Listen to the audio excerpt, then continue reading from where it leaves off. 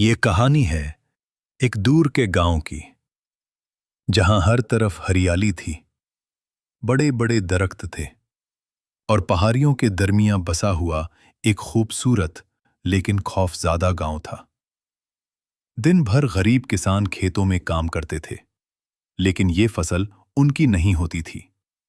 ये सब कुछ था एक जालिम आदमी का, चौधरी जालिम खान। गांव के लोग उसका नाम लेते हुए भी डरते थे, क्योंकि उसके पास था एक ऐसा आदमी जिसका नाम सुनकर ही लोगों की रूह कांप उठती थी। उस आदमी का नाम था जग्गू। लोग कहते थे, जब जग्गू गांव की तरफ चलकर आता है तो मिट्टी भी उसके कदमों से डर कर हिलने लगती है। और उस दिन भी कुछ ऐसा ही हुआ। दूर से धूल उठी और एक बड़ा सा सया धीरे धीरे खेतों की तरफ बढ़ने लगा। किसान एक दूसरे की तरफ देखने लगे। उनके चेहरों पर खौफ साफ नजर आ रहा था, क्योंकि वो जानते थे यह सया किसी और का नहीं, जग्गू का है।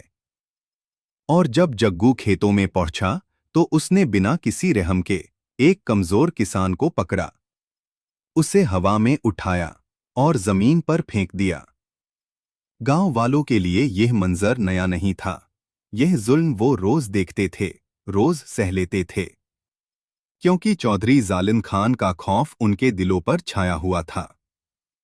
लेकिन उस दिन किस्मत एक नई कहानी लिखने वाली थी, क्योंकि उसी गांव के एक कोने में एक गरीब मजदूर रहता था, एक छोटा सा किसान जो अपनी मां के साथ मिट्टी के घर में जिंदगी गुजर रहा था।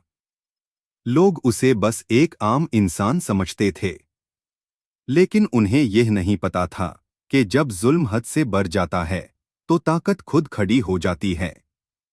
और उस ताकत का नाम था हल्क। और